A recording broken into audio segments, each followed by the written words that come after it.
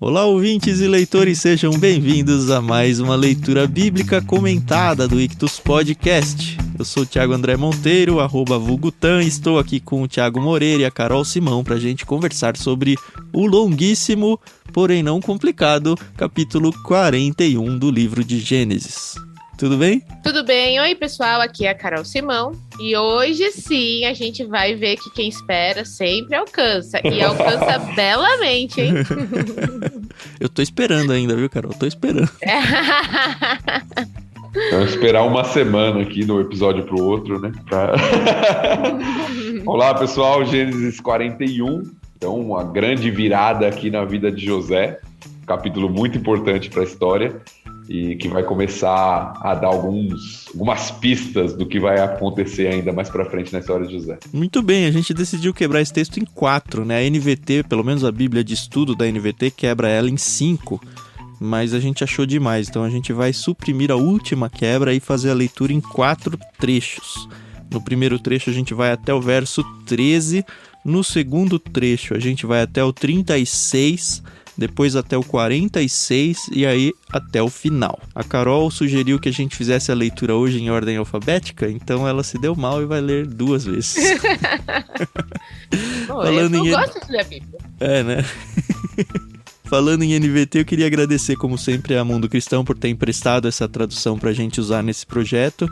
E também agradecer, como sempre, a Maria Lídia, pianista aí, que emprestou o álbum de jazz dela, Inspiração em 3 Tons, pra gente usar aí como trilha do programa, tá bom? Sempre a gente gosta de lembrar também que você tem a oportunidade de participar lá no Telegram com a gente, conversar com outras pessoas. Por lá a gente também divulga os episódios do LBC. E se você tá aqui e caiu de paraquedas, nem sabe como nos encontrar, você encontra todos os episódios organizados no site ictus.com.br, lembrando que Ictus se escreve ICHTHUS, ou só procura por leitura bíblica comentada no seu agregador de podcast favorito aí que você vai acabar encontrando a gente, tá bom? Muito obrigado e vamos lá!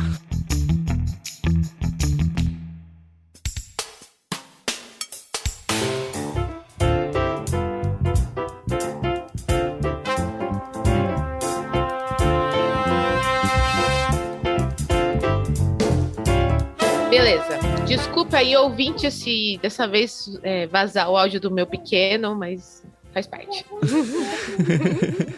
Do versículo 1 ao versículo 13, né?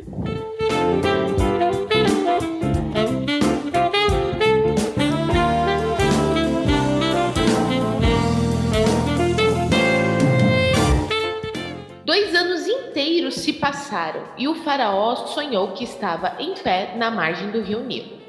Em seu sonho, viu 7 vacas gordas e saudáveis saírem do rio e começarem a pastar no meio dos juncos. Em seguida, viu outras 7 vacas saírem do Nilo. Eram feias e magras e pararam junto das vacas gordas à beira do rio. Então, as vacas feias e magras comeram as 7 vacas gordas e saudáveis. Nessa parte do sonho, o faraó acordou. Depois voltou a dormir e teve outro sonho. Dessa vez viu 7 espigas de trigo cheias e boas, que cresciam em um só talo. Em seguida apareceram mais 7 espigas, mas elas eram murchas e ressequidas pelo vento do leste. Então as espigas miúdas engoliram as 7 espigas cheias e bem formadas. O faraó acordou novamente e percebeu que era um sonho. Na manhã seguinte, perturbado com os sonhos, o faraó chamou todos os magos e os sábios do Egito. Contou-lhes os sonhos, mas ninguém conseguiu interpretá-los. Por fim, o chefe dos copeiros se pronunciou. Hoje eu me lembrei do meu erro, disse ao faraó. Algum tempo atrás, o Senhor se irou com o chefe dos padeiros e comigo e mandou prender-nos no palácio do capitão da guarda. Certa noite, o chefe dos padeiros e eu tivemos, cada um sonho, e cada sonho tinha o seu significado. Estava conosco na prisão um rapaz hebreu que era escravo do capitão da guarda. Contamos a ele nossos sonhos e ele explicou o que cada um significava. E tudo aconteceu exatamente como ele havia previsto. Fui restaurado ao meu cargo de chefe dos copeiros e o chefe dos padeiros foi enforcado em público.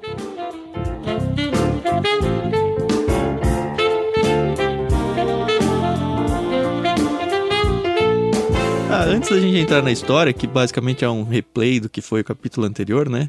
Pelo menos boa parte desse trecho conta tudo que a gente já viu do padeiro e do copeiro lá.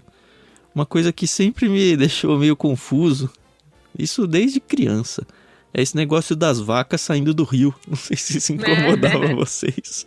Mas finalmente eu descobri porque a vaca sai do rio. Não é jacaré, né?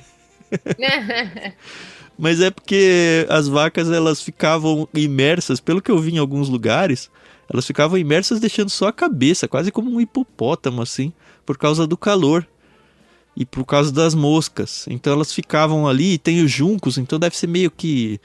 Não chega a ser lama, né? Mas é aquele emaranhado de galhos e tudo, então elas ficam lá se refrescando no ofurôzinho particular delas lá.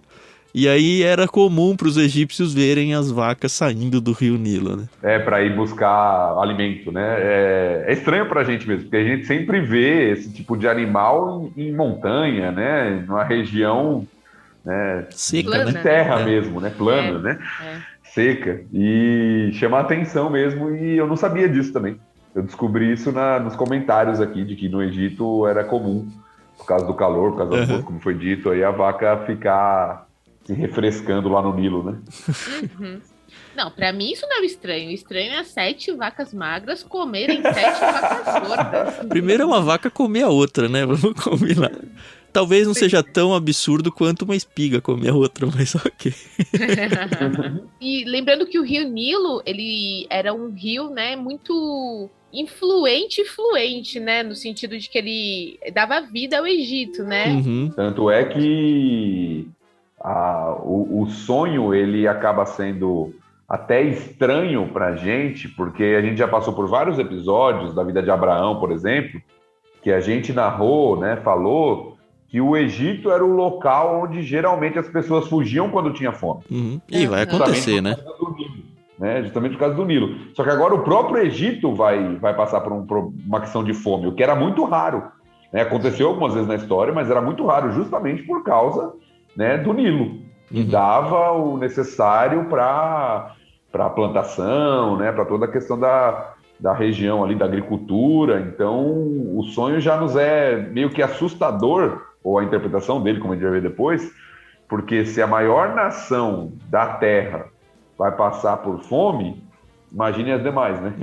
Pois é. É interessante que o texto começa narrando o tempo, né?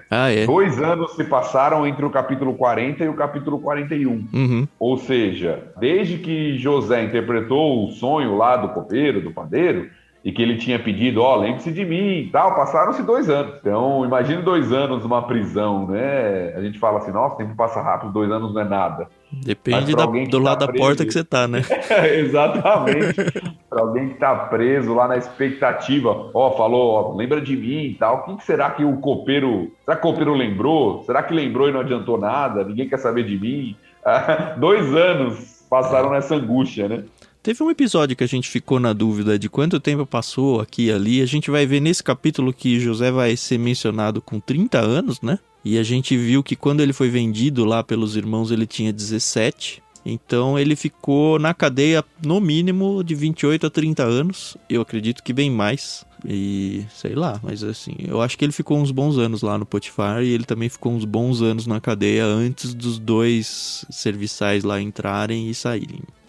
Sim. Mas é isso. Na minha cabeça encaixa muito bem a quebra do tempo na metade, mas é conjecturas, como a gente gosta de falar. Né? Eu tenho uma pergunta que talvez vocês saibam, mas eu não tenho a menor ideia, de verdade. Por que vacas e por que espigas? Eu não tenho uma explicação direta, assim, mas eram componentes, vamos colocar assim, característicos da vida no Egito. De alimentação, não sei será? Se tem... Por causa de leite ou carne, sei lá. Espiga é ok, não né? sei. Não sei se era de alimentação. A gente sabe que hoje, aí eu não tenho essa questão histórica, a vaca é um animal sagrado em algumas regiões ali, né? Mas por causa do islamismo, né? E tal. Então, eu não sei como eles lidavam com essa questão da vaca. Se era um alimento comum para o egípcio ou não. Não cheguei a pesquisar isso. Eu sei que eram elementos presentes na cultura. né? Animais bem presentes no Egito, a questão do trigo, né? Por causa da alimentação mesmo, e que vai ser importante, inclusive, na história, o trigo, principalmente. Mas não sei se tem algum simbolismo específico. O simbolismo que eu tendo a forçar, e aí da minha parte, é porque, ok, a interpretação dos sonhos vai ser falta de alimento, a gente vai ver. E aí, em alimento, eu penso, ok, cereais, carne de vaca, se é que eles comiam, e leite de vaca, se é que eles tomavam. O que faz pra mim sentido de que, ó, que é alimento. Mas também, de novo, eu não tenho nenhum embasamento nem bíblico, nem extra-bíblico, pelo menos até onde eu cheguei. Sim, é possível. Eu não fiz essa ligação, não li ninguém que falou a respeito disso, mas eu acho que é possível. Mas o destaque que a Carol deu é realmente o choque do sonho, né? O faraó vê 7 vacas saudáveis saindo do Nilo, até aí tudo bem. Depois ele vê 7 vacas feias e magras saindo do Nilo, ok, estranho também, mas tudo bem. De repente, as 7 vacas magras comem, né, as 7 vacas gordas e saudáveis. Aí é aquela parte do sonho que a gente acorda, né? Assustado. O faraó acorda. Como assim? Então. Se fosse eu na adolescência, seria normal comer 7 vacas e continuar magrelo, né? Depois dos 30, aí já era, já. É interessante, esse destaque vai vir mais pra frente no texto, né? Falando que elas comeram e permaneceram como se não tivesse comido nada, né? E aí a gente vê o chefe dos copeiros, né? Que é engraçado até se a gente for pensar, né? Hoje eu me lembrei do meu erro, né? Será que foi assim? Nossa, eu tinha prometido pra ele, né? Tem alguns casos, a gente até no Ictus a gente sofre isso de vez em quando, né? De pessoas que prometem, não, vamos fazer isso, vamos gravar, vamos sei lá o quê, e a pessoa some do universo e nunca mais fala. E eu fico me perguntando se passados 2 anos vai ser como o copeiro, fala, olha, tinha lá o Ictus, né? Aí passa um tempo, fica difícil da gente até retomar, né? E falar, então, lembra que eu tava te devendo um negócio aqui? Passou 2 anos, mas chegou, né? Você já passou por uma situação que você tá assim, tranquilo, sentado, sei lá, e aí de repente você fala, meu Deus, eu esqueci disso. E aí você fala, e agora? O que eu vou fazer? É muito ruim, principalmente quando é algo relacionado à igreja, né? Você fala, puxa vida, eu me comprometi e esqueci de fulano, ciclano de uma situação. É difícil. Isso acontece comigo toda vez que minha agenda avisa alguma coisa. Fala, é hoje! Você tá ligado que tem uns lembretes pra dias antes, né? Eu sei. Não, eu uso muito isso. E nem com isso, às vezes ainda acabo perdendo aqui e ali, né? Agora, tem uma questão importante, que eu acho que é legal a gente mencionar, que é sobre, a gente falou do sonho da vaca, falou do trigo, que é bem parecido, né? 7 espigas cheias e boas, 7 espigas ressequidas e tal. Mas tem a questão do sonho ser duplo. Né? Eu li alguns comentários a respeito disso. Primeiro que já é a 3ª vez que isso acontece, né? Sim. Mesmo que de maneira diferente. O primeiro sonho de José também foi 2 sonhos que falavam a mesma coisa. Né? Lembra lá de Gênesis 37, o sol, a lua, as estrelas e tal. Né? O primeiro sonho lá de José. Temos o sonho do copeiro e do padeiro. Eram 2 sonhos de pessoas diferentes, mas sonhos semelhantes, entre aspas, com resultados diferentes. E agora nós temos novamente 2 sonhos, né, com elementos diferentes, mas que representavam a mesma coisa. Sim. E aí, eu lendo alguns comentários, é comum na literatura antiga, quando um sonho ele é repetido, né, esses sonhos duplos, geralmente se dava uma ideia de que aquilo de fato era um sonho que iria se concretizar. Um sonho duplo é uma mensagem que está sendo dada aqui. Não é um sonho comum, é realmente uma mensagem que está sendo dada e tem um significado e vai se concretizar. Talvez por isso o faraó vai buscar os magos lá, né, os sábios, porque ele precisa saber o que está acontecendo. Um sonho que se repete. Sobre essa questão de buscar magos e interpretação de sonhos, a gente já falou bastante no último episódio, né? Então, se você não ouviu o último episódio, eu recomendo que você ouça, porque tem joias lá que acho que a gente não precisa repetir tudo de novo aqui. Mas se isso te intriga, a gente explica direitinho como é que era o contexto histórico lá e cultural até deles nessa questão. Bom, aí o copeiro, ele se lembra do José, né? E chama. avisa o faraó, tem um cara aí que é o cara nesse negócio de interpretação, você tá tentando ir atrás dos seus magos aí e ninguém encontra nenhuma resposta, nenhuma justificativa desses sonhos. Tem esse cara, um rapaz hebreu, e eu não sei o quanto que o fato de ser hebreu, dado que os egípcios odiavam os hebreus já dessa época, né? Isso incomoda ou não, pelo jeito não, porque o faraó devia estar realmente muito tenso. Mas é interessante que volta o termo hebreu aqui para o texto, que é não só um hebreu, mas é um escravo. Então, o faraó realmente devia estar muito preocupado em revelar seus sonhos, porque ele estava com os magos, os sábios, de repente ele tem que recorrer a um hebreu e a um escravo. E aí ele vai ser a sequência, né, do texto, vai contar pra gente como foi esse encontro aí dos dois. Não, isso é muito interessante que você falou, né? Porque todos os sábios do Egito, que se consideravam superiores, né, não conseguem interpretar o sonho de Faraó. E ele vai ter que buscar um escravo hebreu que era, como a gente já mencionou em outros episódios, vai voltar a isso, meio que rejeitado, desprezado pelos egípcios. Então é uma ironia da história aqui, né, aparecendo.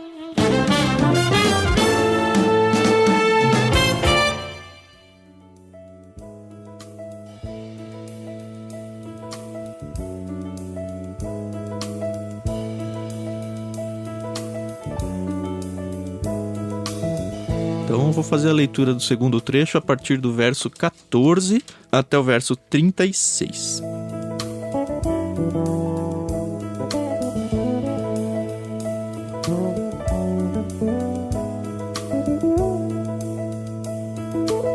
Na mesma hora o faraó mandou chamar José e ele foi trazido depressa da prisão. Depois de barbear-se e trocar de roupa, apresentou-se ao faraó. Disse o faraó a José: tive um sonho esta noite e ninguém aqui conseguiu me dizer o que ele significa. Soube, porém, que ao ouvir um sonho você é capaz de interpretá-lo. José respondeu: essa capacidade não está em minhas mãos, mas Deus pode revelar o significado ao faraó e acalmá-lo. Então o faraó contou o sonho a José. Em meu sonho, eu estava em pé na margem do rio Nilo e vi 7 vacas gordas e saudáveis saírem do rio e começarem a pastar no meio dos juncos. Em seguida, vi saírem do rio 7 vacas feias e magras que pareciam doentes. Nunca vi animais tão horríveis em toda a terra do Egito. Essas vacas feias e magras comeram as 7 vacas gordas. Contudo, não parecia que haviam acabado de comer as outras vacas, pois continuavam tão magras e feias quanto antes. Então acordei. Em meu sonho, também vi 7 espigas de trigo cheias e boas que cresciam em um só talo. Em seguida, apareceram outras 7 espigas, mas elas eram murchas, miúdas e ressequidas pelo vento do leste. As espigas miúdas engoliram as 7 espigas saudáveis. Contei os sonhos aos magos, mas ninguém foi capaz de dizer o que significam. José respondeu: os 2 sonhos do faraó significam a mesma coisa. Deus está dizendo ao faraó de antemão o que ele vai fazer. As 7 vacas saudáveis e as 7 espigas de trigo cheias representam 7 anos de prosperidade. As 7 vacas feias e magras e as 7 espigas miúdas e ressequidas pelo vento do leste representam 7 anos de fome. Acontecerá exatamente como eu descrevi, pois Deus revelou ao faraó de antemão o que ele vai fazer. Os próximos 7 anos serão um período de grande prosperidade em toda a terra do Egito. Depois haverá 7 anos de fome, tão grande que toda essa prosperidade será esquecida no Egito, pois a fome destruirá a terra. A escassez de alimentos será tão terrível que apagará até a lembrança dos anos de fartura. Quanto ao fato de terem sido 2 sonhos parecidos, significa que esses acontecimentos foram decretados por Deus e ele os fará ocorrer em breve. Portanto, o faraó deve encontrar um homem inteligente, sábio e encarregá-lo de administrar o Egito. O faraó também deve nomear supervisores sobre a terra para que recolham 1/5 de todas as colheitas durante os 7 anos de fartura. Encarregue-os de juntar todo o alimento produzido nos anos bons que virão e levá-lo para os armazéns do faraó. Mande-os estocar e guardar os cereais para que haja mantimento nas cidades. Desse modo, quando 7 anos de fome vierem sobre a terra do Egito, haverá comida suficiente. Assim, a fome não destruirá a terra.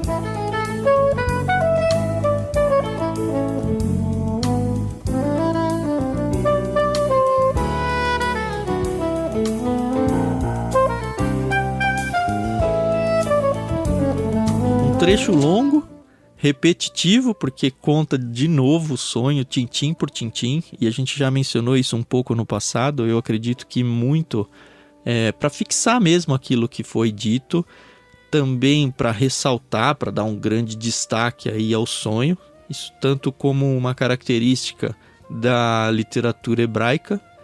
E aí, na segunda opinião aí, é a opinião minha mesmo, eu acho que é até para fazer um paralelo com o fato do sonho ter sido duplicado, ele conta 2 vezes isso, mas isso é da minha cabeça, tá? Eu queria saber o que vocês acharam sobre essa questão do barbear. Porque pra mim é uma coisa, ok, ele tava preso, então a barba tava grande, o cabelo possivelmente tava grande.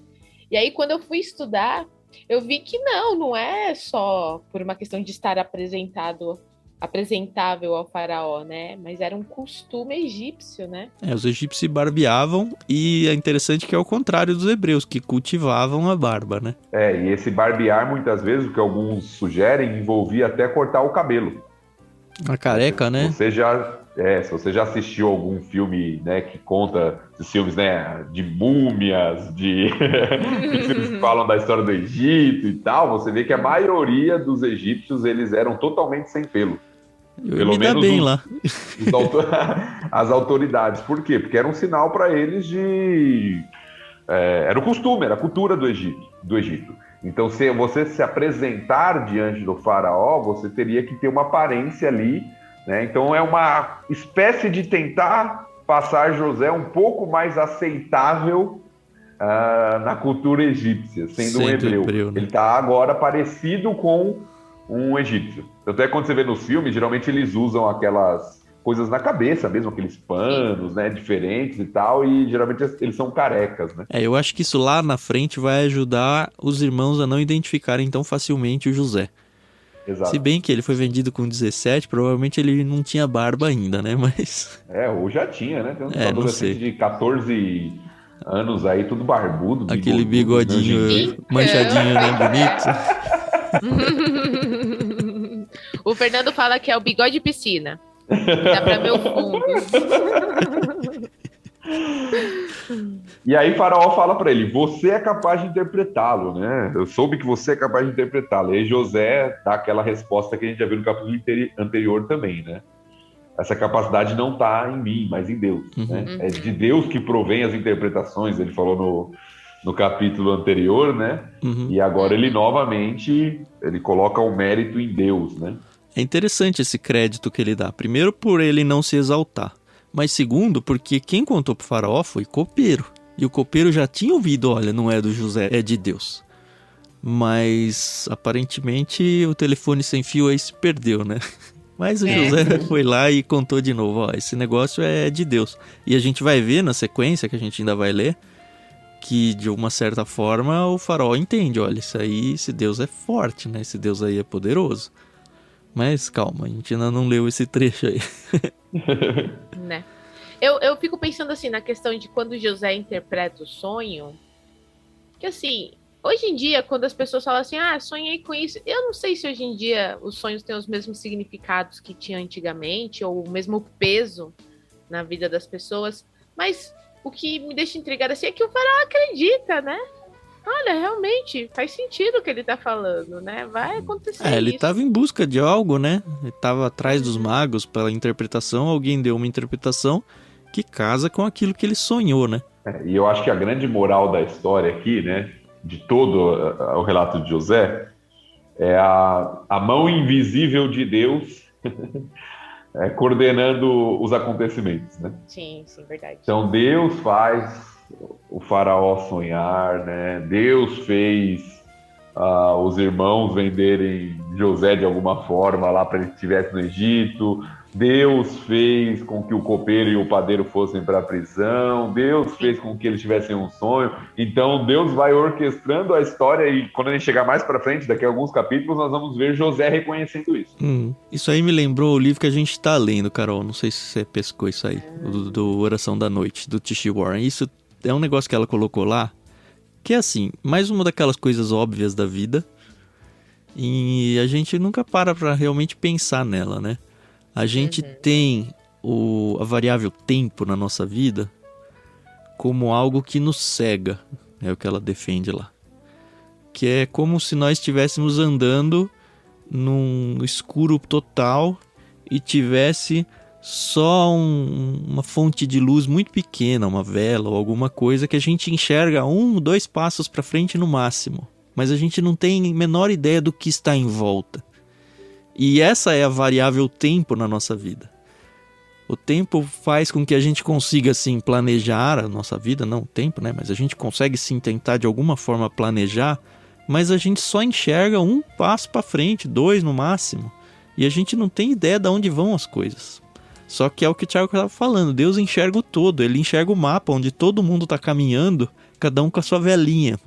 E como peças num tabuleiro de xadrez, que é outra analogia que eu gosto de fazer, ele vai colocando cada peça, conduzindo cada uma das peças no lugar certo para que elas se encontrem na hora certa, para que o todo do jogo seja de acordo com a estratégia que Deus tem para o jogo. É muito lindo isso. Uma música do Stênio Marcius, que vocês conhecem, chamou O Tapeceiro, talvez uma das primeiras músicas que fez sucesso dele, que fala justamente sobre isso, né? Como Deus vai, como um tapeceiro, fazendo o desenho que você olha assim, parece que não é nada e depois monta uma bela, né, peça, né? Então é interessante. Aí nós temos o relato, né, do próprio faraó, ele contando o sonho para José, que é uma repetição, como já foi dito, mas com alguns detalhes interessantes, né, que não apareceram lá, né? Primeiro ele fala que as vacas feias e magras pareciam doentes, que ele nunca viu um animal tão horrível em toda a terra do Egito. Então, o sonho realmente começou a assustar o faraó ali, né? Ele acordou assustado, né? Com aqueles animais feios e com o fato deles terem comido e parecia que não tinha comido nada. Continuaram feio, magra, continuaram horríveis, né? Na descrição do faraó. Pois é. O que pra mim quer dizer a parte do... Não vai ter nem lembrança do que foi os tempos de fartura, né? Que é o que José vai interpretar daqui a pouco, né? Isso. É exatamente isso. Mas a descrição do faraó, ela chega a ser engraçada, né? E, relatando de fato, parecia um sonho, né? Aquelas vacas bonitas saindo, daí virou um pesadelo, né? Aí ele acorda assustado. Não, e aí depois ele faz a mesma coisa descrevendo o sonho das espigas, né? E termina falando, olha, ninguém foi capaz de interpretar. O que é interessante, eu lembro do paralelo lá de Daniel, porque de Daniel é pior ainda, porque lá em Daniel o rei não quer contar qual é o sonho. Sim. Fala assim, vocês têm que me contar qual é o sonho. Aqui o faraó conta o sonho, e mesmo contando o sonho, ninguém foi capaz de interpretar. É interessante como Deus de alguma forma cegou ali as pessoas que eram treinadas nisso, né? Eram treinadas disso, ou até de tentar enganar o faraó, né? Tem um sonho aqui, vou dar uma interpretação para o faraó ficar contente aí de alguma forma. Mas Deus impediu isso para que José fosse tirado lá da prisão, né? E é um sonho tão óbvio, né? O tanto servia para ser intérprete de sonho. A posteriori é fácil, né? É tipo dar resultado de jogo depois que fiz a pita, né? Pois é. O que eu achei legal é que José interpretou. Obviamente, José sabia que ele estava certo, né? Já que ele estava ali sendo usado por Deus. E aí ele fala pro faraó, você tem que arranjar um homem sábio. Se fosse um interesseiro, né, falaria, então, faraó, já que eu interpretei seu sonho, que tal o senhor pensar em mim aí pra cuidar dessa parte, né? Mas ele sabia que ele era um escravo, que ele nem egípcio era, né? Então... Eu me pergunto se ele não tava lembrando aqui do sonho que ele teve lá com os irmãos já. Dele se colocar numa posição favorável aí de outras pessoas se curvarem diante dele, que claramente a gente que tá acompanhando a história vai percebendo que é para esse caminho que vai seguindo o jogo. Mas é muito interessante isso mesmo, porque... Aliás, a primeira coisa interessante é que ele não parou na interpretação dos sonhos. É ele ter já dado uma sugestão de solução. O que muitas vezes, até no meio empresarial, as pessoas reclamam, né? Que você fala, você só traz a notícia ruim, você só traz a crítica, mas você não constrói em cima dela. O José já construiu e ele não se colocou como a solução, nem como parte da solução. Ele só falou, olha, esse sonho, ele não veio à toa. E não foi à toa também que veio para o faraó, que é quem tem poder de fazer alguma coisa, né? Se ele viesse para mim lá na prisão, não ia mudar nada. Então, o senhor que tem o poder para fazer alguma coisa, ó faraó, você devia fazer isso. E aí ele dá uma solução bem interessante, que se a gente fosse contar pro contexto brasileiro aqui, isso aqui para mim é uma comprovação bíblica de que um imposto de 20% é o suficiente para um sustento em épocas de vacas magras. Olha só se o Brasil tivesse 20% só de imposto, que beleza que ia ser, né? O que já é assustador, né? Você fala assim, 1/5, né? Muita coisa, né? Mas quando a gente pensa na nossa realidade... Não, hoje, que 1/5 não é nada. Aliás, vocês sabiam... Isso não tem nada a ver com a Bíblia, tá? Que a expressão o quinto dos infernos veio do imposto que Portugal cobrava do Brasil, que ele cobrava 20% de tudo que produzia, tinha que ser mandado para Portugal, e as pessoas não gostavam disso e chamavam de o quinto dos infernos por causa disso. Eu li isso recentemente, descobri isso recentemente também, não sabia. Pois eu descobri recentemente. Eu me pergunto quantos por cento de inferno a gente paga hoje.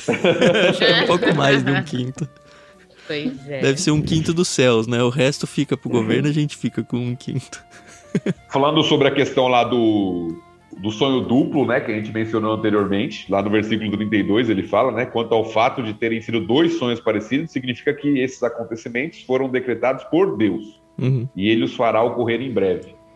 Então ele dá a interpretação até da questão de serem 2 sonhos, e aí ele sugere, né, o que é necessário ser feito.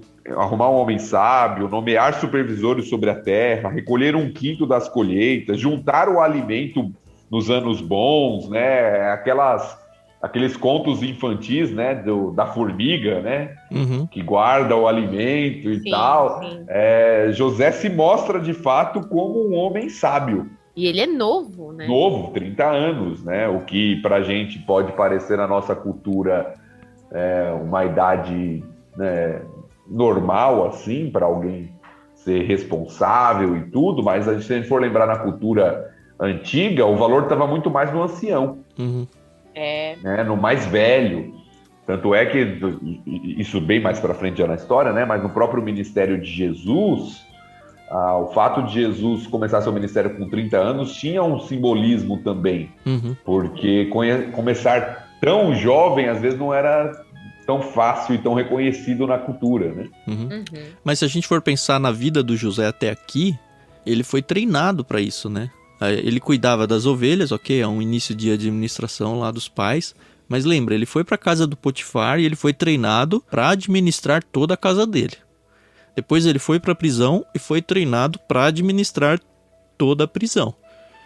Então não é um cair de paraquedas aqui. Até isso, né, a mão de Deus tá, né, no treinamento onde a pessoa nem percebe que está sendo treinada para algo. E muitas vezes nós mesmos, né, a gente tem feito coisas e fala, Deus, por que eu tô fazendo isso aqui? Calma, que a sua lanterna só enxerga um passo. Lá na frente isso vai fazer sentido. Verdade. É que a gente quer que o lá na frente seja logo, uma né? hora, seja 1 segundo depois.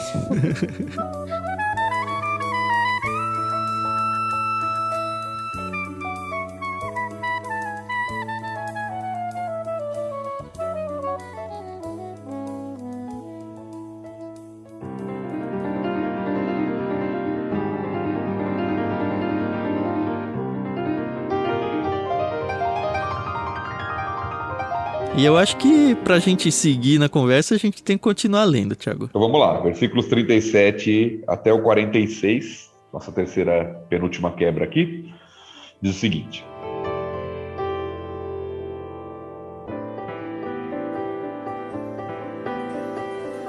O faraó e seus oficiais gostaram das sugestões de José. Por isso o faraó perguntou aos oficiais, será que encontraremos alguém como este homem? Sem dúvida há nele o Espírito de Deus. Então o faraó disse a José, uma vez que Deus lhe revelou o significado dos sonhos, é evidente que não há ninguém tão inteligente ou sábio como você. Ficará encarregado de minha corte, e todo o meu povo obedecerá às suas ordens. Apenas eu, que ocupo o trono, terei uma posição superior à sua. O faraó acrescentou: eu o coloco oficialmente no comando de toda a terra do Egito. Então o faraó tirou do dedo o seu anel com o selo real e o pôs no dedo de José. Mandou vesti-lo com roupas de linho fino e pôs uma corrente de ouro em seu pescoço. Também o fez andar na carruagem reservada para quem era o segundo no poder. E por onde José passava, gritava-se a ordem: ajoelhem-se! Assim, o faraó colocou José no comando de todo o Egito e lhe disse: eu sou o faraó, mas ninguém levantará a mão ou o pé em toda a terra do Egito sem a sua permissão. O faraó deu a José um nome egípcio, Zafenate-Paneia. Também lhe deu uma mulher que se chamava Asenate. Ela era filho de Potífera, sacerdote de On. Assim José recebeu autoridade sobre todo o Egito. Tinha 30 anos quando começou a servir na corte do faraó, o rei do Egito. Depois de sair da presença do faraó, José foi inspecionar toda a terra do Egito.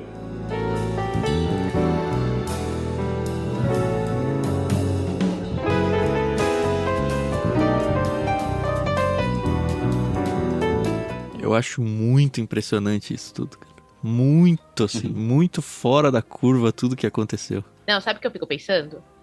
E a esposa do Potifar? Imagina ela vendo toda essa situação. Ah, vai que ela já esqueceu dele, Carol. Ele tinha 17 anos ali. Vai ter que se curvar ali diante dele, né? E o sonho dele já começa a ter reflexos aqui, né? Todo o Egito se curvando diante dele. E lembra, não tem meio capítulo, ele estava preso, um hebreu escravo. Que louco, meu. Que louco, é impressionante. E eu não gosto que as pessoas peguem isso, que eu também já vi gente fazendo isso, trazendo um discurso triunfalista por você ser cristão. Eu acho que isso é muito perigoso. Sim. Porque, olha só, ele honrou a Deus, ele fez o que Deus falou, e aí foi lá um gentil, um inimigo do Senhor, e exaltou ele, colocou ele no alto. Cara, isso foi o José por um motivo, que era preservar o povo de Israel. A gente não pode perder o todo. Isso não é a regra, é isso que eu quero dizer. Isso é a exceção. E sendo a exceção, provavelmente não vai acontecer nem comigo e nem com você. Não, e além disso, a gente perde o ponto, né? O problema é que a gente está numa sociedade muito humanista, muito focada no homem. E a gente sempre interpreta a partir do homem, né? Que não é o foco do texto, né? O foco do texto é Deus agindo e preparando um cenário para a preservação do seu povo. E faz isso através de um homem que é fiel a ele, chamado José. Uhum. Então a gente interpreta pelo ponto que não é o ponto principal. Pelo sucesso humano, né? Isso, o sucesso humano é um meio de Deus realizar a sua vontade nesse contexto. Tem contexto que o meio de Deus realizar a sua vontade é, aos olhos humanos, o fracasso, até a morte. Sim. E é interessante que deveria ser igualmente exaltado pelo olho cristão, de falar: Deus, obrigado por me fazer sofrer pelo seu nome. A gente vai ver isso no Novo Testamento. Ficaram felizes porque foram dignos de serem presos e de sofrer fisicamente por causa do nome do Senhor.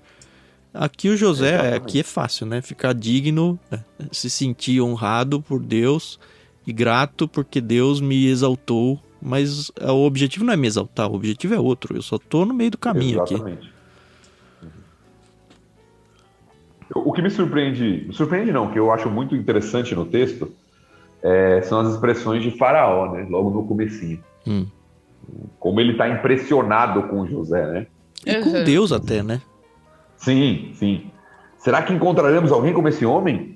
Há nele o Espírito de Deus. Não só do faraó, né, Tiago? Porque ele meio que faz uma reunião ali com os líderes, os oficiais, e todo mundo chega aparentemente à mesma conclusão de, não, esse cara aí é diferenciado mesmo. Sim, mas o fato de vir da boca do próprio faraó aos seus oficiais, lembrando que o faraó no Egito tinha uma importância tão grande que era considerado um semideus. Então o fato do faraó chegar e falar: olha, não tem ninguém sábio como esse homem, nele há o Espírito de Deus.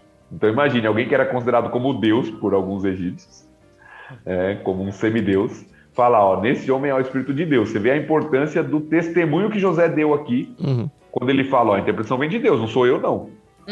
É Deus que interpreta os sonhos, ou seja, José testemunha de Deus diante de Faraó, que é uma pessoa que é politeísta e é considerado quase um deus também.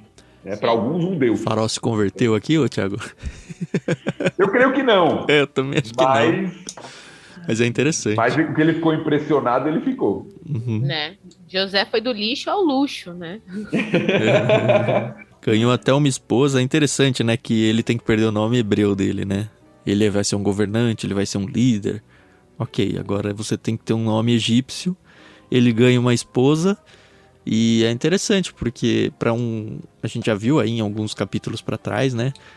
Para a família aí do Abraão era muito importante essa preservação de casamentos dentro do seu próprio povo, não misturar as raças e tudo. Óbvio que o José não tem nem chance de fazer alguma coisa assim, mas aparentemente esse casamento vai ser muito abençoado, tanto que 2 filhos que vão ser gerados aqui, eles vão fazer parte da tribo de Israel, né? E é interessante que tem toda uma cerimônia aqui de reconhecimento e de prestígio e de autoridade de José. Porque além da esposa, como foi dito, da troca do nome, nós temos o próprio anel, o anel que estava no dedo do faraó e que foi colocado em José. Que é aqueles selos, né? Era um instrumento de autoridade, né? Ou seja, está sendo dado para José a autoridade de comandar ali, de ter a autoridade do faraó. Então, por exemplo, precisa assinar um documento lá. José tem autoridade de fazer isso. José é o responsável, ele tem o selo de faraó, ou seja, ele é o representante de faraó. O que ele fala, todo mundo tem que obedecer. Ele só está abaixo do faraó, que é o que foi dito. O que na literatura egípcia, eu estava lendo alguns comentários, você ser segundo era o sonho de toda pessoa comum no Egito. Você tinha o faraó, que era o primeiro, isso não se questionava, mas esse posto de ser o segundo era algo que você encontra na literatura egípcia como o segundo no reino, ou seja, é a melhor posição que alguém pode ocupar. Porque a primeira é de faraó, ninguém toca. Sim. Então é a melhor posição que alguém pode ocupar. E aqui José alcança isso, né? Ele recebe roupas específicas, ele recebe toda a liturgia do cargo, né? Carruagem, os guardas indo e falando, ajoelhem-se diante dele, que como o Tan já falou, aqui talvez José caia em si, né? Poxa, meu sonho se tornando realidade de alguma forma aqui, né? Ajoelhem-se diante dele e tal, e o faraó falando, olha, ninguém vai fazer nada aqui nessa terra sem a sua permissão. Vocês se ligaram que é muito paralelo também ao que foi ele na casa do Potifar, né? Que o Potifar falou, tudo aqui você que coordena, você só tá abaixo de mim. Uma outra história que me veio à mente aqui é a história de Mordecai, né? Mardoqueu ou Mordecai, depende Mardukeu da sua ou Mordecai, tradução. Depende da leitura, depende da tradução. Lá no livro de Esther, onde ele é exaltado, as pessoas têm que se curvar diante dele também. Inclusive a Amã, né? Sim. Isso é muito bom. Eu fico pensando mesmo assim nessa questão do Potifar, porque se ele não morreu, ele teve que se curvar perante José, né? E a gente sabe que talvez Potifar, isso também é uma conjectura, gostasse de José, né? Afinal de contas, eu gosto de pensar isso, viu, Carol? Eu acho que cabe muito mais no texto de que o Potifar deve ter ficado orgulhoso, feliz. Então. Ao contrário da esposa dele, que como você falou, deve ter ficado meio, ixi, agora lascou. Né? E, assim, durante os meus estudos, eu vi que, apesar de José ter recebido um novo nome e ter se casado com uma egípcia, ele possivelmente, eu acredito que é certeza, ele não se curvou à religião, né? O sogro dele era sacerdote de On, que era o sol, né? Isso. Ra, o deus do sol. Ra, o deus do sol. On é, pelos estudiosos aí, é conhecida como Heliópolis, uma cidade conhecida como Heliópolis depois, que era o centro da adoração ao sol. Hélio é sol, né? Tinha adoração ao deus sol pelos egípcios. E nas minhas pesquisas eu também vi que Zafenat Paneia possivelmente significa Deus fala e ele vive, né? Legal. Porque é interessante pensar nisso, é uma possível interpretação do nome aqui, eu também achei isso, e que tem a ver, de fato, com a própria interpretação, né? Deus falando, né, através de José. E o próprio fato de José ter o nome mudado, como a gente falou, e de ter uma esposa influente, de uma linha sacerdotal ali no egípcio, mostra aquela ideia de colocar José como uma autoridade reconhecida diante dos egípcios, né? Sim. Agora eu fico, apesar do texto não destacar isso, eu fico pensando, né, que isso deve ter causado muita inveja de muitas pessoas, né? Sem dúvida, né? A gente vê isso em outras histórias, né? A gente falou lá de Esther, do livro de Esther, Daniel, né? Quando as pessoas tentam pegá-lo ali, porque tem muita gente querendo aquele cargo de José e de repente um estrangeiro ocupa o cargo, né? Isso deve ter gerado todo um conflito, né? Mas como você falou, a Bíblia não está muito interessada nesse conflito, mas com certeza teve, né? Com certeza. Sim, não é a preocupação. É. E a última coisa antes da gente avançar, que eu acho interessante, eu acho uma lição também, é como termina o texto. Tem toda essa cerimônia, José é exaltado, ganha um monte de coisa. A primeira coisa que ele faz quando ele sai da presença do faraó é inspecionar toda a terra do Egito. Ele é um administrador nato, né? Ele precisa ver o que precisa ser feito. Ele não se vislumbra com o cargo, não senta no seu trono e fala, agora venham aqui me bajular, né? Ele sai para trabalhar.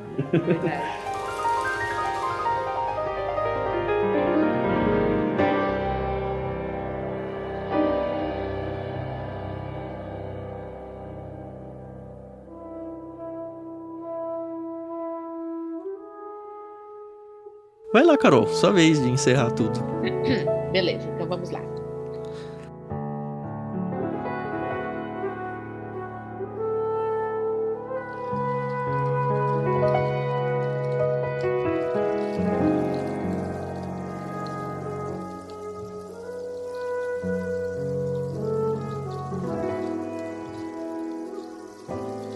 Como previsto, durante 7 anos, a terra produziu fartas colheitas.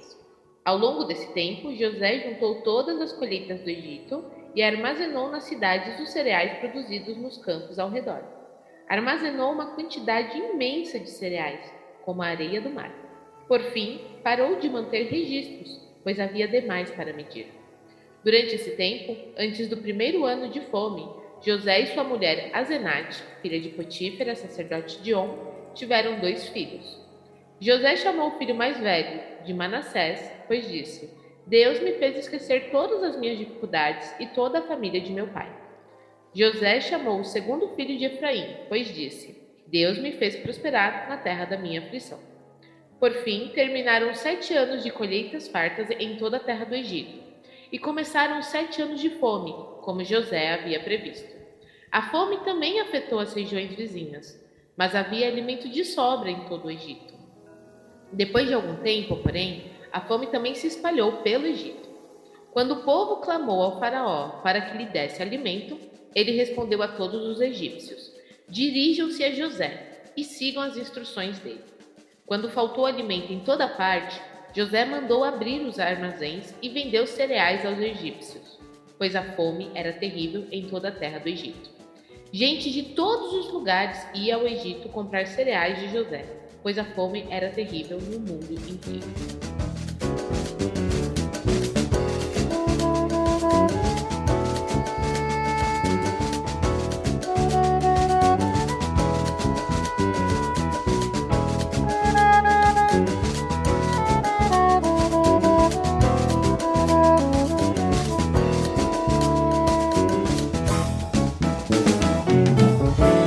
Eu tenho certeza que José, como um bom administrador, ele não superfaturou o valor dos grãos, né? Sei Controvérsias. Mas não é pro capítulo de hoje, né? Não é pro capítulo de hoje. Entendi, beleza. Mas essa superfaturação que você falou aí me traz uma coisa que normalmente eu não penso, mas dessa vez eu pensei. Quando a gente lê esse texto, a gente se concentra muito mais no significado e no desespero que deu os tempos de fome. Mas pensa aqui, olha só, como a gente despreza os tempos de boas colheitas, aí, de fartura. Porque ele guardou 1/5 do que foi produzido só no Egito. A fartura foi tão grande que esse 1/5 foi suficiente para sustentar pelo mesmo período em que foi juntado não só o Egito inteiro, como outras nações que moravam ali nem tanto ao redor, né? Gente de longe que vinha para lá e preservou todo mundo da fome. Então, olha o tamanho dessa fartura. Um quinto é 20%. 20% de uma época de fartura foi suficiente para não só para o Egito, que já seria super impressionante, mas para tanta gente por fora do Egito, né? Sim. Tanto é que o texto vai destacando isso de forma bem intensa, né? Nem dá nem para contar mais, né? Quantidade imensa como a areia do mar. Parou de manter registro porque tinha demais para medir. Ou seja, não dá nem para contar mais, não dá nem para medir mais, de tanta coisa que tinha. Mas isso é um princípio interessante que vai ser repetido na literatura de sabedoria na Bíblia, né? Em Provérbios, o princípio de você armazenar enquanto há fartura. Esse princípio é muito interessante, né? Que vai ser repetido. Para nós até, né? Exato. Gente que fala, não, eu ganho X, eu gasto X mais 10 ainda, né? Cara, segura. Eu acho que... Eu li uma vez, e não foi nem um cristão que falou, acho que... Não sei se eu li ou se eu vi um vídeo, falando, olha, todo mundo deveria poupar pelo menos 20% do que ganha. 20%. Nós cristãos que entregamos nossas ofertas a Deus e tudo mais, muita gente se baseia no dízimo, que seria o 10%. Mas eu acho que é uma boa política você organizar a sua vida financeira, vida familiar, vida tudo, para você tentar fazer isso, que é, olha, eu vou viver com 80% do que nós recebemos aqui como família. E eu vou separar, não é o assunto de hoje, né, dízimo nem nada, mas fica o 10 como uma sugestão aí. Olha, metade disso que eu guardei eu vou entregar como resposta, Senhor, e gratidão a tudo que Ele me dá. E a outra metade eu vou preservar, porque eu não sei o que vai acontecer no futuro. E é uma excelente prática. E não é absurdo você pensar que não dá. Porque se você vive com 100%, você vive com 80%. Você, ok, eu não vou conseguir fazer tudo que eu queria fazer. Mas você vai conseguir fazer coisas que lá na frente pode ser que você não ia conseguir fazer nem comer. E agora você vai conseguir, porque você foi disciplinado nessa administração do lar aí. Eu sei que tem pessoas que têm isso naturalmente. Muita gente entende isso até como mão de vaca, né? Mas tem gente que é uma luta. Tem gente que vê um dinheiro na frente e já quer gastar, já quer ir no shopping, já quer viajar, já quer torrar o dinheiro. Não sabe ter dinheiro, sabe? Sim. E a Bíblia ensina até essas coisas pra gente, né? É legal. E teve gente que aprendeu isso na marra agora com a pandemia, né? Que a crise no nosso país veio muito forte. Né? Eu só vou querer saber se aprendeu mesmo quando chegar as vacas gordas de novo. Porque é fácil esquecer, né? Começar a voltar. Finalmente, eu passei tanto tempo difícil agora que eu tenho dinheiro. Vamos comemorar, vamos gastar. Aí nós temos os filhos, né, que nascem. Né? Eu fiquei com uma dúvida só. Sim. Só em relação ao nome dos filhos. Eram nomes egípcios ou eram nomes... Não, é importante isso, inclusive, né? Então, porque quando volta lá mais pra frente, que a gente vê até as tribos, a gente vê Manassés e Efraim, né? Os dois vão ser lá na frente adotados pelo Jacó, né? Isso é spoiler do que virá, mas ele vai os dois se tornarão, vai ser considerados pelo menos como filhos de Jacó, não do José.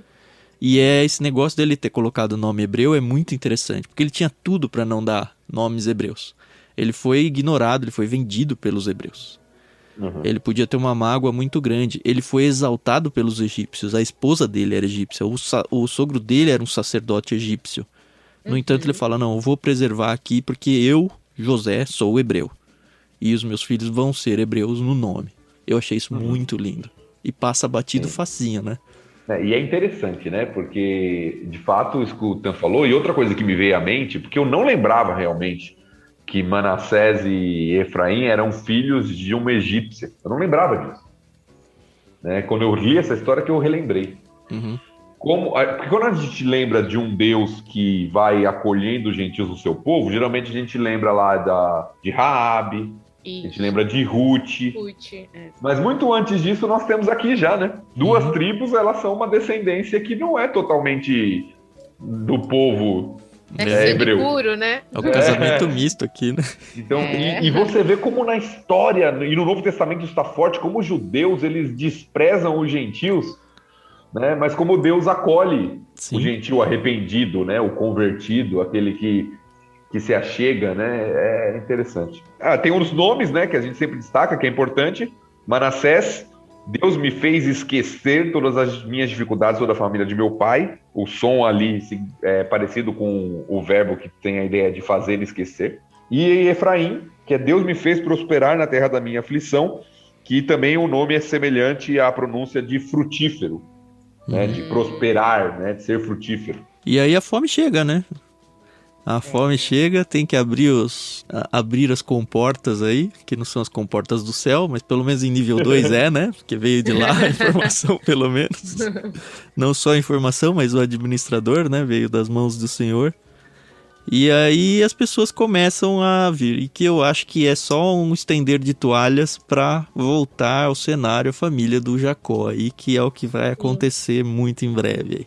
Então, eu fiquei só com uma dúvida numa questão. Quando o faraó tem os sonhos e José os interpreta, na minha cabeça o negócio ia acontecer ali no Egito. Mas aí, continuando a ler o texto, a gente vê que não. A fome chegou no mundo, né? Até porque o Egito, eu acho que era o último que sofria fome, por causa do Nilo. Foi você mesmo que falou no começo, né? O Nilo era a grande segurança, não só do Egito, mas quantas e quantas vezes na história da Bíblia a gente vê os povos, não, vamos nos abrigar no Egito porque é o tempo de fome. Tempo de fome é sinônimo de vamos pro Egito. Por causa do Nilo. Era o rio mais importante ali da região e que realmente fazia com que continuasse existindo comida. Mas não foi o caso. Aliás, foi, mas não produzia mais, né? A questão é que foi guardado. O texto destaca que a fome atingiu as outras regiões, mas no Egito tinha alimento de sobra. Por quê? Por causa da preservação, né? Que José fez, né, no caso. E é interessante que eu vejo aqui o povo clamando para o faraó, e o faraó fala, vamos falar com José. Tem coisa mais importante para fazer, será? Não, eu acho que é mais... esse homem sabe o que fazer. Vai lá que ele sabe o que a tem responsabilidade que ser feito, é dele, né? Sim, e ele tem sabedoria para isso, né? E aí o texto, eu acho que o Tama mata mesmo o grande propósito do texto, quando ele fala, que é o último versículo, né? Gente de todos os lugares ia ao Egito para comprar cereais de José. Eu acho que isso... É o primeiro passo do sonho lá do capítulo 37. Daqui a pouco os irmãos estão vindo também. Já é o próximo capítulo, né? Que eles aparecem ali? Sim. E o Benjamin tá chegando, hein, Carol? Benjamin está chegando. Então. Benjamin que participou conosco hoje aqui. Isso.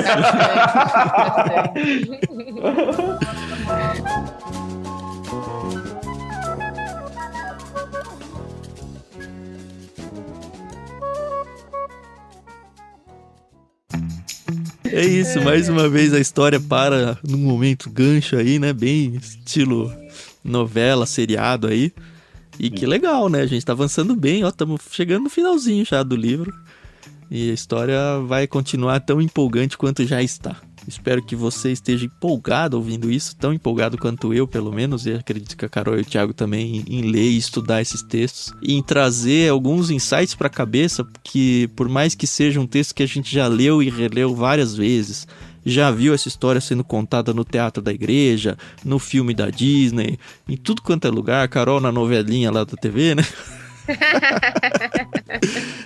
Sempre tem coisa nova, é impressionante, cara. Sempre Deus traz um negócio. Olha, uma coisa pra você pensar aí: o Thiago Moreira, bacharel, mestre, professor, pastor, e não tinha caído a ficha dele ainda de que, olha, era uma esposa egípcia. Uma coisa que tá ali fácil no texto. Isso não é demérito pra ele de jeito nenhum, tá? É só que Deus renova as suas palavras a cada manhã e traz sempre lições legais pra gente. Aproveita então esse projeto que a gente tem feito, divulga esse projeto o máximo para que outras pessoas também sejam alcançadas e tenham a oportunidade de aprender da Bíblia junto com a gente aqui.